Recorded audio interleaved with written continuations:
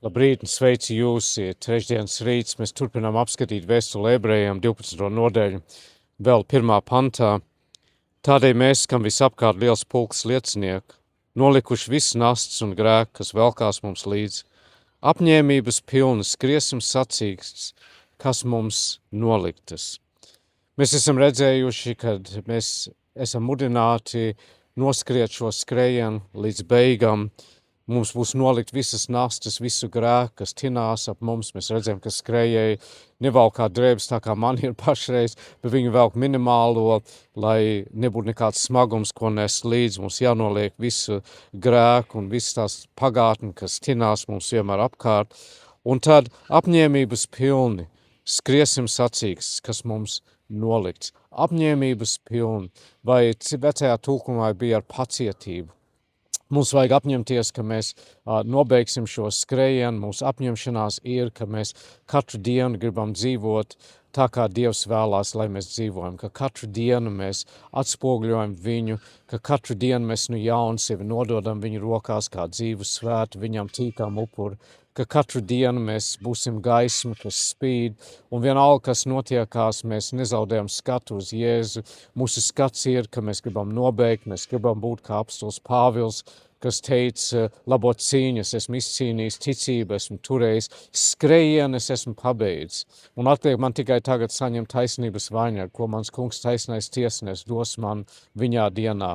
Un ne tik vien man, bet visiem, kas ir iemīlējuši viņa parādīšanos. Tā kā mūsu apņemšanās ir, ka mēs noskriesim šo skrējienu līdz beigām, ka mēs pabeigsim labi.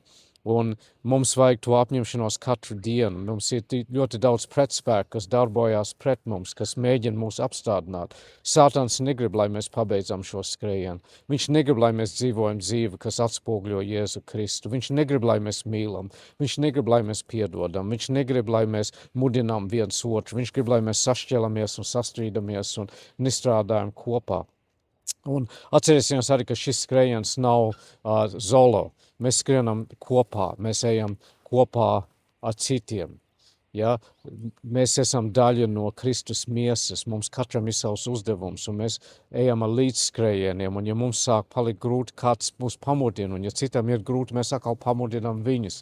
Un tas ir, kāpēc baznīca ir tik ārkārtīgi svarīga, tas ir, kāpēc tik ārkārtīgi svarīgi būt daļa no kristīgas grupas cilvēkiem, kas mēs kopā viens otru atbalstam, un mēs palīdzam, un ne visiem ir tās pašas dāvanas, un ne visiem tās pašas spējas, un ir reiz, ka mēs skrienam labi, ir reiz, ka mums iet ļoti grūti, un tās ir tās reizes, ka mēs viens otram palīdzam. Tā kā mums visapkārt liels pulks liecinieki nolikuši viss nastas un grēku, kas velkās mums līdzi apņēmības pilni. Skriesim sacīksts, kas mums nolikts, un skriesim kopā un beigsim labi. Dārgais un mīļais debes Tēvs, mēs pateicamies Tev par jaunu dienu, mēs izlūdzamies Tavu žēlastību. Mēs pateicamies, Kungs, ka Tu mīli mūs ar mūžīgu mīlestību. Palīdz mums mīlēt Tevi. Palīdz mums šo skrējienu nobeigt. Palīdz mums, Kungs, noskriet līdz galam. Un palīdz mums saredzēt cits līdzskrējējus, un lai mēs atbalstam viens otru, un lai mēs palīdzam viens otram. Paldies par visu, ko Tu mums dod. Paldies, Kungs, ka Tu esi dāvājis vēl vienu dienu. Un mēs lūdzam, Kungs, lai Tu ņem mūs šodien pie rokas un vadi. Mēs nu jaunu sevi nododam Tavās rokās kā dzīvu svētu, Tev tīkam upuri. Tā ir mūsu garīgā kalpošana. Palīdz mums netapt šai pasaulē līdzīgi, bet pārvērsties, atjaunoties savā garā, lai pareizi saprast, kas ir Tava griba, to, kas ir labs, tīkams un pilnīgs.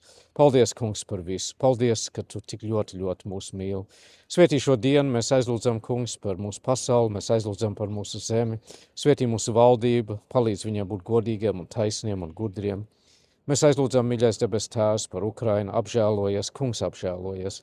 Mīļais debes Tēvs, apžēlojies par Baltijas valstīm, apžēlojies par šo pasauli. Pasarg mūs no visa ļauna. Mēs aizlūdzam par dvēselēm, kas Tevi vēl nepazīst, un lūdzam, lai šodien būtu diena. Kungs, ka daudz pie Tevis atgriežas. Paceļam Tavā priekšā slimos un bēdīgos un vientuļos un nabags un atraitnes un bārens.